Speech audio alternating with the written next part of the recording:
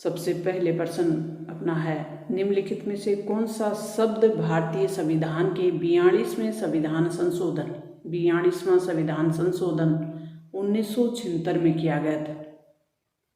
इंदिरा गांधी सरकार ने अपने समय किया था, ये जोड़ा गया, ये बताना है आपको।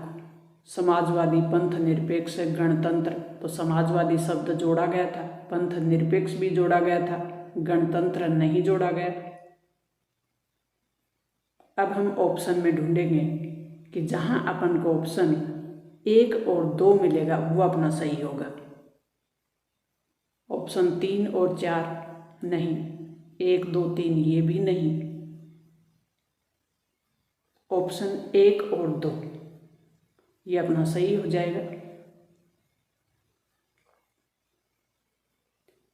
अब हम इसमें थोड़ा एडिशनल फैक्ट होंगे वो देखेंगे साथ साथ, ताकि आपको कहीं भी कोई कन्फ्यूजन नहीं हो, बिल्कुल क्लियरिटी हो, ताकि एग्जाम में नेगेटिव मार्क्स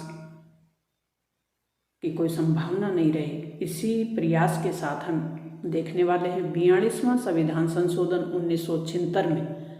भारत के अब तक हुए संविधान संशोधनों में अब तक 106 संविधान संशोधन हो चुके हैं। 2023 में 106वां संविधान संशोधन हुआ है।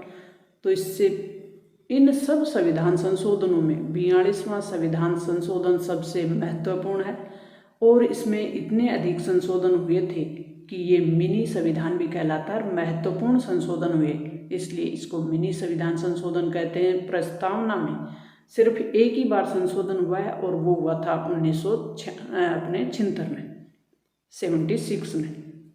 इंदिरा गांधी की अध्यक्षता में भारतीय राष्ट्रीय कांग्रेस द्वारा इसे अधिनियमित किया गया। इसे मिनी संविधान या लघु संविधान के नाम से भी जाना जाता है। इस संविधान संशोधन द्वारा प्रस्तावना में समाजवादी, पंथ निरपेक्ष और अखंडता 3 शब्द जोड़े गए थे। बिल्कुल ध्यान रखें आप, समाजवादी, धर्म निरपेक्षता, इसको पंथ निरपेक्षता आप रखेंगे तो ज़्यादा सही रहेगा। 42वां संविधान संशोधन 1976 इसने भारतीय नागरिकों को मौलिक कर्तव्य दिए थे, और मौलिक कर्तव्यों को आपको याद दिला दें कि संविधान के भाग 4 में क जोड़कर 51 क जोड़कर अनुच्छेद 51 क जोड़कर क्या दिया गया? नागरिकों को मौलिक कर्तव्य। उस समय कितने दिए गए थे? 10, लेकिन आज कितने हैं? 11, क्योंकि 11वां संविधान संशोधन 11वां जो मूल कर्तव्य है वो जोड़ा गया 2002 में, और 86वां संविधान उसके लिए संशोधित हुआ।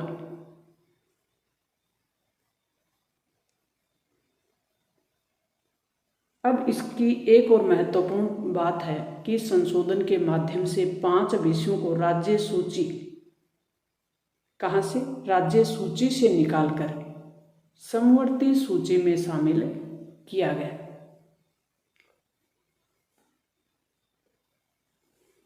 अब आपको ध्यान होगा कि हमारी संघीय व्यवस्था है, संविधान में हमने किस प्रकार की व्यवस्था को अपनाया है? संघीय व्यवस्था को। और संघीय व्यवस्था में पावर डिवाइड यानी शक्ति का विभाजन महत्वपूर्ण जो गुण है वो होता है, विशेषता होती है। तो इसमें शक्तियों का विभाजन किया हुआ है। संघ सूची, राज्य सूची और समवर्ती सूची 3 सूचियां बनाई हुई हैं। आपको ध्यान होगा, संघ सूची जिसको केंद्रीय सूची भी कहते हैं, राज्य सूची और समवर्ती सूची। तो राज्य सूची के जो विषय हैं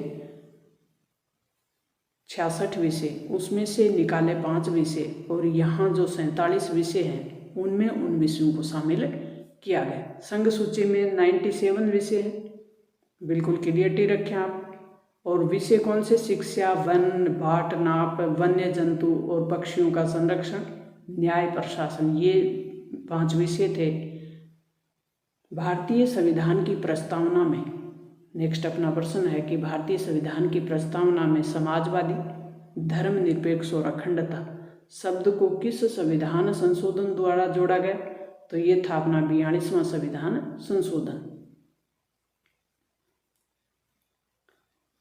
ये हमने लगभग देख लिया, फिर भी हम थोड़ा सा और देखेंगे कि 42वां संविधान संशोधन की जो प्रक्रिया थी उसके द्वारा संपूर्ण प्रभुत्व संपन्न लोकतांत्रिक गणराज्य प्रस्तावना आपको ध्यान होगी, नई भी है तो अपने चैनल पे बिल्कुल क्लियर और बहुत ही सरल भाषा में समझाया हुआ है, उसको आप समझ सकते हैं।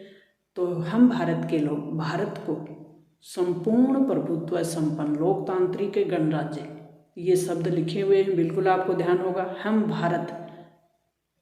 भारत के लोग, भारत शब्द है वो 2 बार प्रयोग हो गया है। कई बार कंपटीशन में ये भी पूछा जाता है कि प्रस्तावना में भारत शब्द है वो कितनी बार प्रयोग किया गया है। तो इसमें संशोधन करके संपूर्ण प्रभुत्व संपन्न के साथ समाजवादी धर्मनिरपेक्ष लोकतांत्रिक गणराज्य में इसको बदल दिया गया।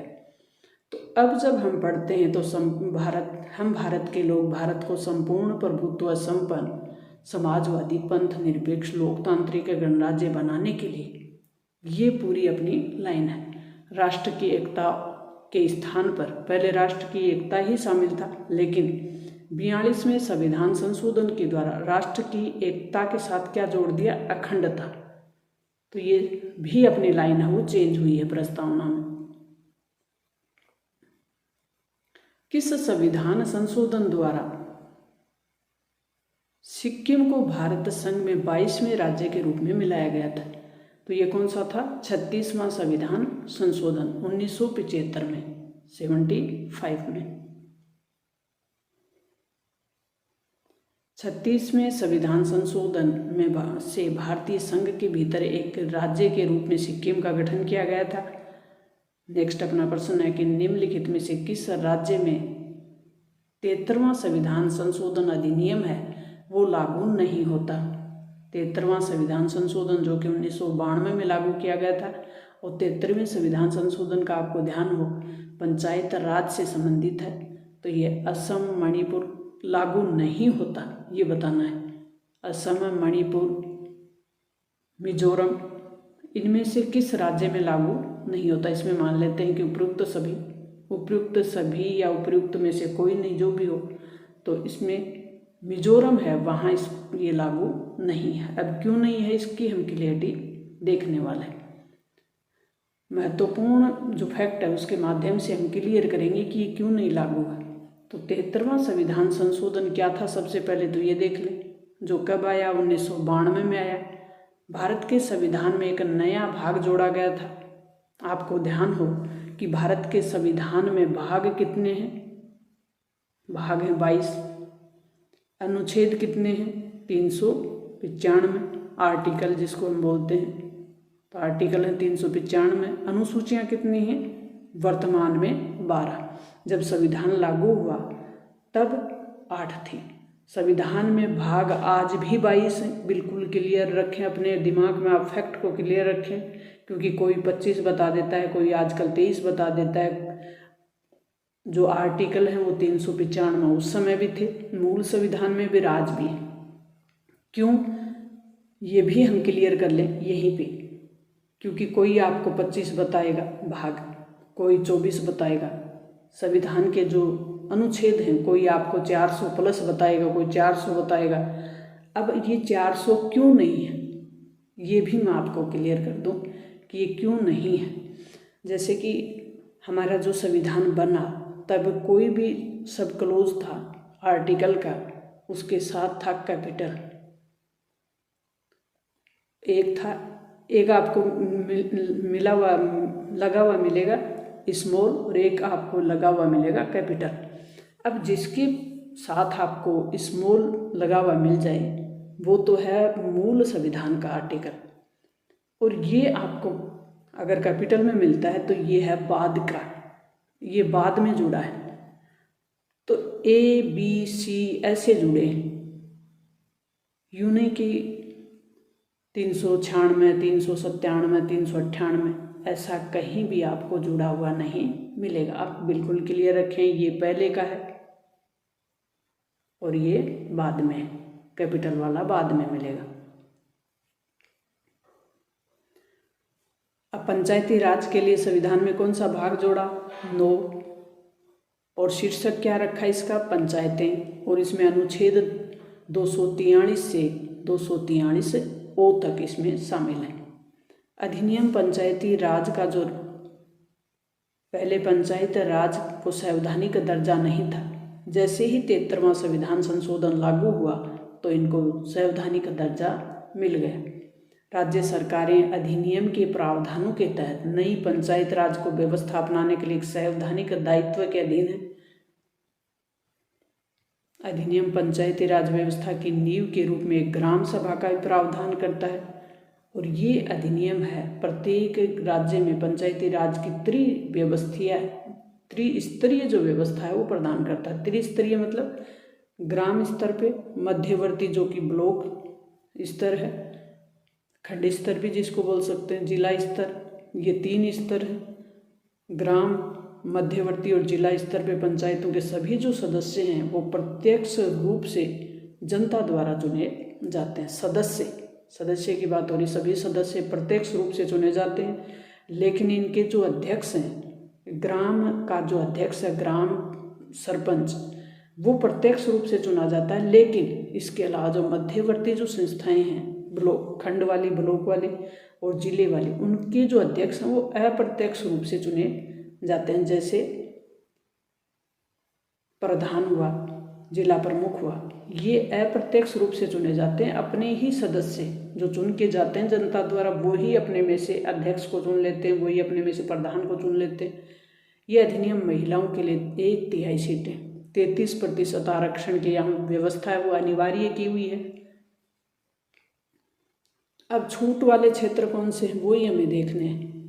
नागालैंड, मेघालय और मिजोरम, इन राज्यों में 73वां संविधान संशोधन है वो लागू नहीं है। क्यों? क्योंकि मणिपुर राज्य में पहाड़ी क्षेत्र है जिसके लिए किसी भी कानून के तहत जिला परिषदें वहां मौजूद हैं।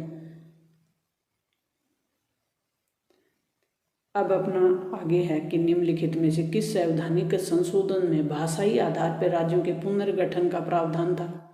कौन सा संविधान संशोधन करना पड़ा? तो वो 7वां संविधान संशोधन किया था 1956 में, जब भाषा के आधार पर राज्य पुनर्गठन आयोग अधिनियम बना और उसको लागू किया, तो उसके लिए संविधान का 7वां संशोधन किया गया था। भारत के राज्यों का गठन मूल रूप से ऐतिहासिक घटना और परिस्थितियों के, भारत जब आज़ाद हुआ तो परिस्थितियां विकट थी, तो उन विकट परिस्थितियों में भारत आज़ाद हुआ और उन्हीं विकट परिस्थितियों को कंट्रोल करते हुए भारत सरकार ने समय के साथ ये आवश्यकता महसूस की कि अब राज्य पुनर्गठन आयोग बनाया जाए।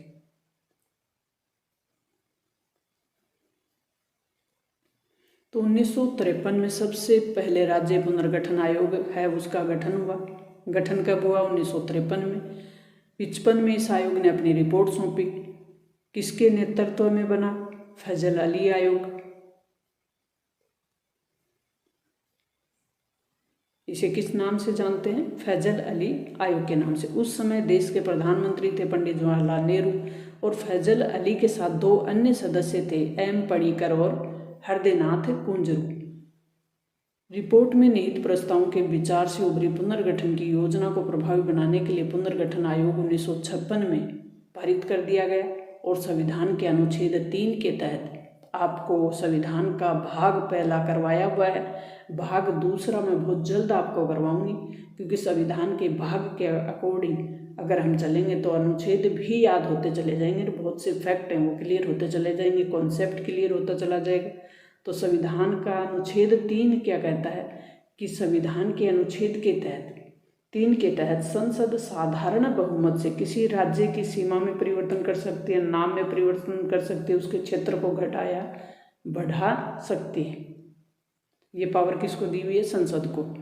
अब 7वां संविधान संशोधन 1976 भाषाई आधार पर राज्यों के पुनर्गठन के संबंध में राज्य पुनर्गठन आयोग की सिफारिशों को लागू करने के लिए 7वां संविधान संशोधन करना पड़ा था। और उस समय जो राज्य थे वो 4 श्रेणियों में बटे हुए थे, ABCD। ये भी पूछ लिया जाता है एग्जामों में। उस समय कितने प्रकार के राज्य थे? A, B, C और D, 4 श्रेणियों के। इनको इस 7वें संविधान संशोधन से समाप्त कर दिया गया और केंद्र शासित प्रदेशों की इसके स्थान पर शुरुआत कर दी गई। 1956 में राज्य पुनर्गठन के फलस्वरूप आंध्र प्रदेश, बॉम्बे, केरल, मध्य प्रदेश, मद्रास, मैसूर, पंजाब और राजस्थान इनका निर्माण किया गया। यानी राजस्थान अपने मूल स्वरूप में कब आया? 1 नवंबर 1956 को। राज्य पुनर्गठन आयोग 1956 में और भी प्रावधान किए गए। पहली और चौथी जो अनुसूची थी उसमें संशोधन किया। नए राज्यों के लिए उच्च न्यायालयों में भी प्रावधान, निर्वाचन क्षेत्रों का भी परिसीमन हुआ। पंचायती राज संस्थाओं के अस्तित्व के लिए भारत की संसद द्वारा 73वां संविधान संशोधन और 74वां संविधान संशोधन कब पारित किया गया? पंचायतों के लिए 73वां और नगरीय सरकारों के लिए 74वां संविधान संशोधन है वो कब पारित किया गया? तो दिसंबर 1992 में पारित हुआ और 1993 में लागू हो गया था। तो संविधान का 73वां और 74वां संशोधन है वो 1992 में पारित किया गया था और इस अधिनियम द्वारा पंचायतों को औपचारिक संस्थाएं, संवैधानिक संस्थाएं बना दी गई और इनको एक निश्चित क्षेत्र में कार्य करने के लिए स्वतंत्रता या स्वायत्ता दी गई। इम्पोर्टेंट फैक्ट देखें तो संविधान का भाग 4 कहता है, भाग 4 किससे संबंधित है? DPSP, डायरेक्टिव प्रिंसिपल जो है, नीति निर्देशक तत्व, राज्य के लिए एक प्रकार के निर्देश हैं कि सरकार को इसके निर्देशों के अनुसार ही कार्य करना पड़ेगा। भावी जो भी सरकार हैं उनको नीति निर्देशक तत्वों के अनुसार काम करना पड़ेगा। यानी संविधान के भाग 4 के अनुसार, अनुच्छेद 36 से 51 के अनुसार तो 40 में कहा हुआ है कि राज्य ग्राम पंचायतों का गठन करेगा। भारत की केंद्र सरकार इन समस्याओं को हल करने और स्थानीय स्वशासन को बढ़ाने के लिए 1973 में एक संविधान या अधिनियम पारित कर दिया जाता है और इस अधिनियम के फलस्वरूप संविधान में एक नया भाग जोड़ा जाता है 9 पंचायतों के नाम से। 9 पंचायतें। निम्नलिखित में से कौन सा संवैधानिक संशोधन शिक्षा का अधिकार प्रदान करता है? कौन सा संविधान संशोधन किया गया शिक्षा को मूल अधिकार बनाने के लिए? 6 से 14 वर्ष तक, 6 से 14 वर्ष तक के बच्चों के लिए शिक्षा कंपलसरी है, निःशुल्क होगी। ये व्यवस्था किस संविधान संशोधन द्वारा की गई? 86वें संविधान संशोधन द्वारा। इसमें कुछ की पॉइंट हम देखेंगे कि 2002 में भारत में संविधान संशोधन किया गया 86वां और शिक्षा को एक मौलिक अधिकार की श्रेणी में ला दिया गया और कहाँ जोड़ दिया गया? संविधान के भाग 3 में। संविधान के भाग 3 में मूल अधिकार दिए हुए हैं। कहाँ से कहाँ तक? अनुच्छेद 12 से 35 तक मूल अधिकार दिए हुए हैं और उन्हीं में 86वां संविधान संशोधन करके संविधान के अनुच्छेद 21 में, जो कि जीवन के अधिकार से संबंधित है, और 21 में जोड़ दिया गया ए, 6 से 14 वर्ष तक के बच्चों के लिए शिक्षा मौलिक अधिकार होगी। शिक्षा का अधिकार अधिनियम पारित किया गया, 2009 में इसको पारित कर दिया और 2010 से, अप्रैल 2010 से ये पूरे देश में लागू है। अप्रैल 2011 से राजस्थान में भी लागू है। जीएसटी को किस संविधान संशोधन द्वारा या जीएसटी लागू करने के लिए कौन सा संविधान संशोधन करना पड़ा? तो ये करना पड़ा 101वां। अब हम देखेंगे कि जीएसटी आखिर है क्या। वस्तु एवं सेवा कर है जीएसटी, वस्तु और सेवा पे लगने वाला टैक्स है। तो संविधान का अनुच्छेद 101 अधिनियमित किया गया, 1 जुलाई 2017 को अस्तित्व में आ गया। वस्तु और सेवाओं के निर्माण, बिक्री और उपभोग पर जीएसटी एक अप्रत्यक्ष कर है जो केंद्र और राज्य सरकारों द्वारा मौजूदा कई करों को मिलाकर क्या बना दिया? जीएसटी। तो इसके लिए अलग अलग टैक्स हैं, अलग अलग स्लैब बनी हुई हैं। वहाँ 0% भी है, 5 है, 12 है, 18 और 28 है। फ्रांस विश्व में पहला देश है जो जीएसटी को लागू करने वाला है। एक राष्ट्र एक कर और एक बाजार के रूप में इसका वाक्य है वो बनाया हुआ है। अमिताभ बच्चन को इसका ब्रांड एम्बेसडर बनाया हुआ है। 100वां संविधान संशोधन किससे संबंधित है? महत्वपूर्ण, क्योंकि नए संविधान संशोधन जो भी हुए हैं उनके बारे में कोई न कोई फैक्ट या प्रश्न पूछ ही लिया जाता है। तो भारत बांग्लादेश के बीच सीमा विवाद था, उसको सुलझाने के लिए 100वां संविधान संशोधन लाया गया था।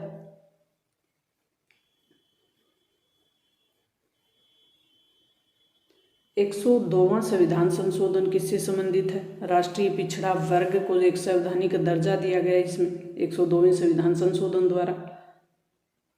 अब अपना प्रश्न है कि EWS को कितने प्रतिशत आरक्षण दिया गया है? ये किस संविधान संशोधन द्वारा दिया गया है? तो EWS को 10% आरक्षण दिया गया है और इसके लिए संविधान संशोधन कौन सा किया गया? 103वां। EWS का मतलब है आर्थिक रूप से जो कमजोर वर्ग हैं, इकोनॉमिक वीकर सेक्शन, 10% आरक्षण उनको दिया गया है। जनरल कैटेगरी के में ये वर्ग है जो कि आर्थिक रूप से कमजोर है, उनको 10% आरक्षण दिया गया है। भारत में प्रशासनिक न्यायाधिकरण की स्थापना के लिए कौन सा संवैधानिक संशोधन किया गया है? तो इसके लिए किया गया है 42वां संविधान संशोधन 1976 में। भारत में प्रशासनिक न्यायाधिकरण की स्थापना का जो प्रावधान है वो मूल संविधान में नहीं था, तो मूल संविधान में नहीं होने के कारण इसको 42वें संविधान संशोधन द्वारा कौन सा भाग जोड़ा गया? भाग 14A, संविधान का भाग 14A जोड़ा गया, 14 में A, और अनुच्छेद जोड़ा गया 323A। मैंने पहले ही बता दिया था, जो कैपिटल में मिलेगा वो मतलब है कि वो बाद में जुड़ा है। अनुच्छेद 223A प्रशासनिक ट्रिब्यूनल की स्थापना के लिए संसद को अधिकार देता है। किसको देता है पावर? संसद को।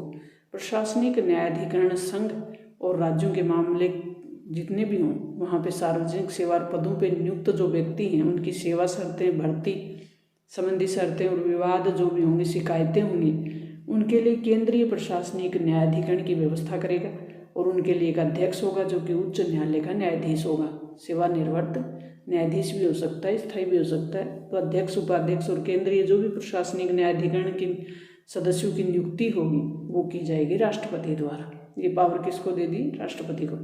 भारत के संविधान के 24वें संविधान संशोधन द्वारा क्या किया गया था? राष्ट्रपति के लिए संवैधानिक प्रावधान कर दिया गया कि राष्ट्रपति को कोई भी विधेयक आता है उनके पास तो उन्हें अनुमति देनी ही पड़ेगी। किस संविधान संशोधन द्वारा संपत्ति को मूल अधिकार से हटाकर कानूनी अधिकार बना दिया गया?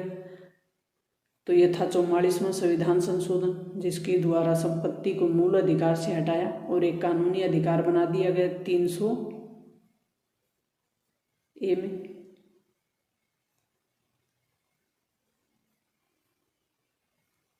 चौहत्तरवां संविधान संशोधन अधिनियम में क्या जोड़ा और नगर पालिकाओं को संवैधानिक मान्यता दी? तो खंड 9A। क्या जोड़ा? 9A। 9 किसके लिए था? पंचायतों के लिए। 9A जोड़ा नगर पालिकाओं के लिए।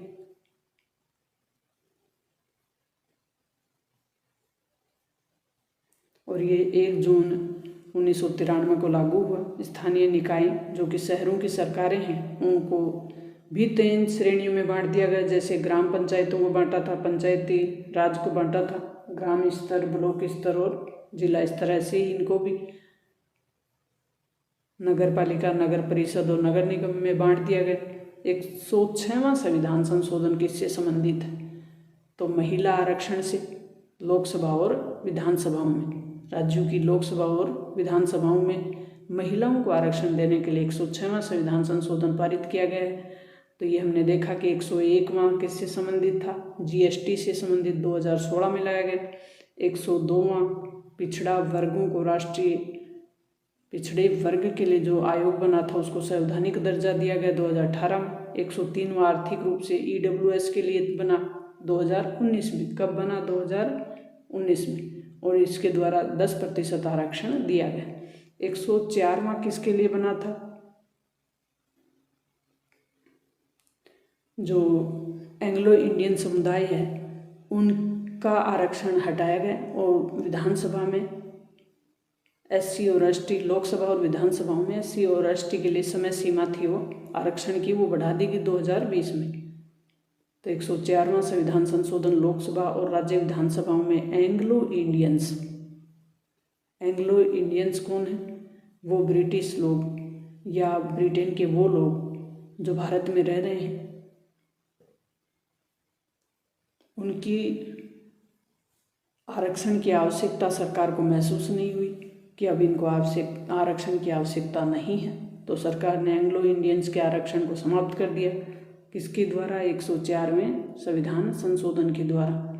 और SC ST के आरक्षण को और आगे के 10 साल के लिए बढ़ा दिया गया। भारत के संविधान का जो अनुच्छेद है 331, वो राष्ट्रपति को पावर देता है कि वो आंग्ल भारतीय समुदाय का कोई सदस्य यदि उसमें नोमित नहीं हुआ है तो वो कर सकते हैं। लोकसभा में कोई चुन के नहीं आया तो राष्ट्रपति को पावर है कि वो उनके अपने तरफ से मनोनीत कर सकते हैं किसी को। 105वां संविधान संशोधन है वो किससे संबंधित है? सामाजिक और शैक्षिक रूप से जो पिछड़े वर्ग हैं उनकी सूची तैयार करने की पावर देता है राज्य सरकारों को। 106वां संविधान संशोधन जो कि 2023 में हुआ है, लोकसभा और राज्यों की विधानसभा में महिलाओं को 33% आरक्षण से संबंधित है। तो यह अति महत्वपूर्ण संविधान संशोधन मैंने हल करवाने का प्रयास किया। साथ साथ की पॉइंट और एडिशनल फैक्ट थे उनको भी आपके लिए तैयार किया।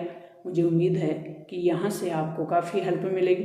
तो आप मिलते हैं नेक्स्ट और महत्वपूर्ण इसी प्रकार के कॉन्सेप्ट को क्लियर करते हुए। Thanks, all the best.